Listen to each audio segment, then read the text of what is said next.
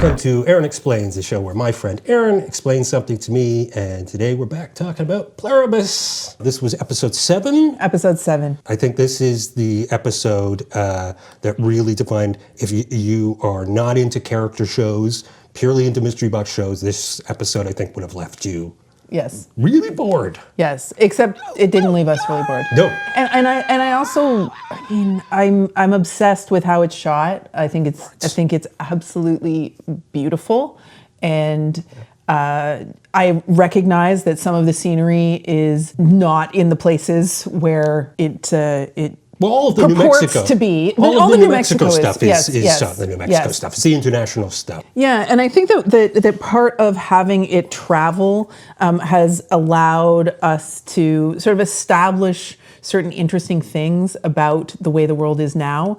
And one of those has to do, Carol at the gas station, she calls the hive mind and says, I need pump number 1 turned on. Right. Then it was turned on immediately, which suggests that she is living essentially in a panopticon. Right. And for those who don't know what a panopticon is a style of prison. It's circular, and the guard is in the middle, and the different cells are kind of on the external area of the circumference of the circle. Now, there's no way to hide. Everybody can see everybody else. Everyone can see everybody else, and most importantly, the guard can see everyone. Right. But the people cannot tell when the guard is there and when the guard is not. Right. So a panopticon is a space where you are behaving a particular way, whether you are observed or not. And famously, Michel Foucault talked about how, as we live in the modern world, we function in a panopticon as if we're in a prison. Because of all the cameras. And also just because of the way that society functions, that we are obedient to the rules of society, whether society is watching us or not. And so I kind of felt like it was establishing that if you are one of the remaining 12 people, you are functioning in this panopticon world, and that panopticon is created through the use of extremely high-tech surveillance equipment. It has to be like a Predator drone or something. Exactly. Yeah, and this episode seemed to make it explicit. To Manousos when he's traveling, and he's told by one of the hive mind to wave. Yes, was wave through the sky. Exactly. And so we know that, and we know about like the level of military grade surveillance that the hive mind is using, and then the implications of that. And I also think that and I know that you have some stuff to say about this, about Carol and Carol's engagement with consumer goods, but I think that this episode is really where that is pushed. She starts experimenting with, she can get what she really wants, and getting it in the way that she wants as well. Well, not always. She didn't get the Gatorade wasn't ice cold. Yes, but she gets to correct them until they get her what she wants. Right. Yeah, I saw that as being very much in contrast to Mr. Diabete from the previous episode, where I think from Carol's perspective, she sees him just being a really indulgent person. Yes, absolutely. Who's just about excess and, hey, look, the world's like mine now, so I can ride on Air Force One. I can have all these women all the time. He's just indulging. Complete hedonism. Yes. Which I wouldn't dismiss that as part of who he is, but I also see, and this was again in last week's episode, when he was watching her eat the breakfast he'd made for her, she made the sandwich, and then you saw him with great curiosity make the same sandwich and eat it. This is a man who's just interested in experiences, in new and different experiences. He's curious. He's very curious. Which is why he's not immediately threatened by the hive, because it is yet another new experience, one he might consider joining. And I felt like this was Carol's version, the best she could do to simulate what she sees Mr. Diabete doing. He's having a good time. It's everything you want on demand. But he's trying to experience new things. Hers was entirely about recreating old experiences from her life. No, and I also think that it's this kind of like highly commodified lifestyle that she leads and has led, you know, in that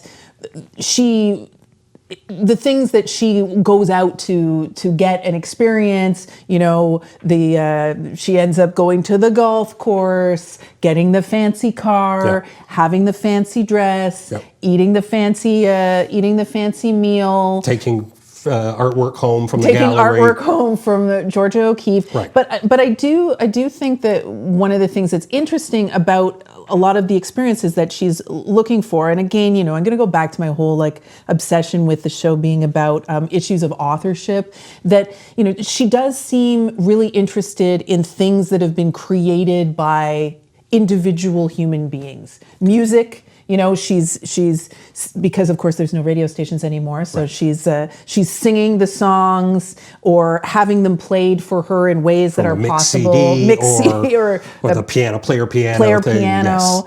You know, and she's interested in looking at art and kind of thinking about this idea of, well, this is something created by an individual. I also think the food is the same thing. There are these like very specific foods that were created in specific restaurants. These are like, she's not asking for, you know, a donut from a favorite coffee shop. Right. She's asking for things that came from very specific restaurants, cooked by very specific people. Yeah. It's almost like she's trying to engage with individual human things, human creation. But they're also very specific meals from very specific dates in her life. Yes. And she remembers what each one of them was from.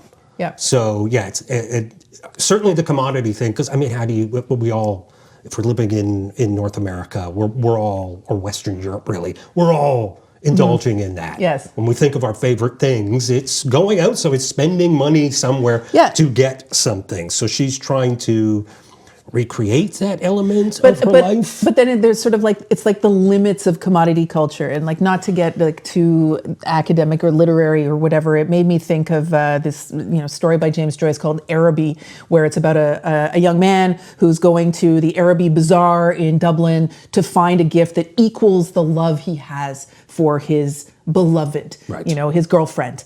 And he's going around the bazaar, he's looking, he's trying to find things. It's not this, it can't be this, it can't be this. And then the bazaar closes, and then he says the story ends with this fantastic Joycean language. You know, I saw myself as a creature derided by vanity, and my eyes burned with anguish and anger. This idea that a commodity, like, is just it cannot equal human emotion. Right. And you should have gotten her a coupon. Yeah, exactly. Every time you have an excitement about buying something, the idea of buying it is the thing, but as soon as you buy it, you know, you want something else. Right. You have this inherent lack that commodity culture is not going to fill. Right.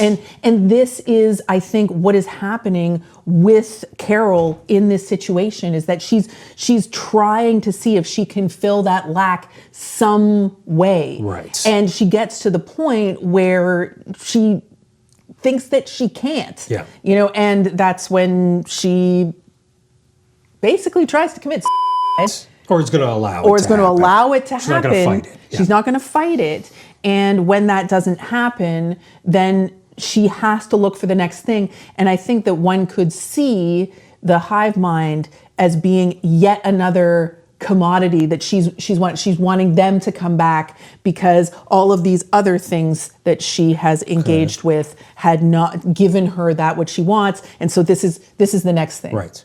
Okay. Yeah, I don't think this contradicts anything you said. It's actually like kind of work in conjunction to it, but the way the songs that she sang, which I wrote down as they were going, seemed to me from the beginning were her deeply in denial. She's singing, the very first lyric was "End of the world," and I feel fine. And we cut to the opening titles on that. She clearly doesn't feel fine. No. And then it's "I'm all right," "Born to be wild," "Hot in here," maybe that one's specific to the situation. "Georgia on my mind," when she's going to Georgia O'Keeffe. "I will survive," "You got another thing coming," "Stars and Stripes forever."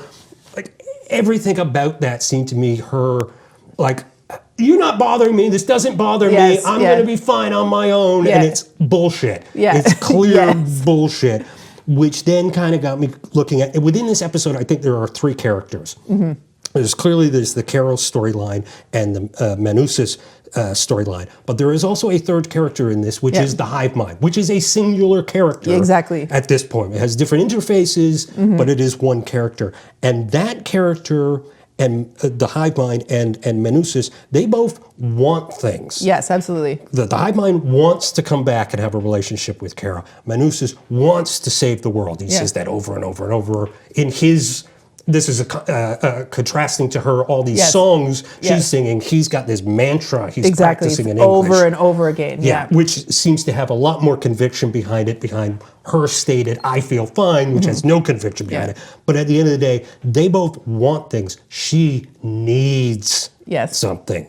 She is vulnerable. She is emotionally vulnerable. She is emotionally needy. And that's what she needs she can never get. And I think that's where, you know, like the looking towards the commodity becomes this thing that she's doing, because it's illustrating this fact that she can't fill the lack. The lack could be Helen, you know, the lack could be, you know, human connection, but it's this thing that she needs that she's not able to get. And I think that this is a good time to sort of move over to Manusos, who we get, you know, as we expected, we were going to get more information about him. And I think we see him preparing and getting ready to go on this journey. And I think that, you know, we had some comments on the last video that were saying how, you know, we shouldn't be making these comparisons to America, spending too much time talking about Carol's whiteness, talking about colonialism, etc. And I would just like to really just state this. If you're making a TV show where there's one American character, you know, if we're establishing hive mind, Manusos, Carol, in this episode, there's one American character. There's one South American character. The thing that's in between is the Darien Gap. And if you don't know about the Darien, and I took a quick look, I try not to look too much at it at the subreddit, the Pluribus subreddit. There's a lot of people saying that they hadn't heard of the Darien Gap. I'm aware of it. You know, I'd read about it on the news, and then I happened on this YouTube video of a fellow named Bald and Bankrupt, large, very popular YouTuber who travels to a range of different places. And him and another YouTuber traveled through the Darien Gap. I mean, it was incredibly riveting viewing because it was so... you know, I knew cognitively that it was such a difficult trek to make, voyage to make, but it's crazy. It is the level of danger to, you know, life and your physical body, what you have to leave behind. People not just die, belongings, but people your family members as you go as you're going, and the desperation needed to have to go on this trek. And this is something that people are doing every day as a means of going from South America and getting into the United States of America. And I'm really sorry. Like, you can say that none of that matters, but come on. It seems like it matters to the show. It seems like it matters to the show. And they've gone to such incredibly great lengths to show how hard that voyage is for people. And even like the detail of the teddy bear that's there, that you know that this is a trek that is characterized by deep suffering, pain, and loss. And we see that with Manusos on that trek. He's depicted as, you know, experiencing that pain quite directly, whether it's through the cactus, attempting to self-cauterize. It's viscerally difficult to watch. No, it was horrible. Not every person who commented like this, but there was a few comments that both wanted to defend Carol and her reactions to the hive mind as she's facing this alien colonizer, but then got really upset when we want to talk about colonization as a theme. I don't know. I don't think you can have it both ways. And when Manussos, when he gets to the point where he has to start the trek across the Darien, he speaks to the hive mind and says, "You have stolen." Yes. You know, like, yeah. There is a strong theme of how colonialism works in this kind of visceral way, you know, of taking people, something about their humanness away. Right. Hey, oh my God, hey, that conversation is so fantastic. We don't want to cut it short, so we're going to cut it in half. If you come back in a couple days, we're going to do the second half of the conversation. Exactly. So make sure you like and subscribe so you don't miss any of this fantastic content on Pluribus. I'm going to cut that last part too. I think you should keep it all in. All right, It's so we'll make terrible. that all work. Yeah, okay.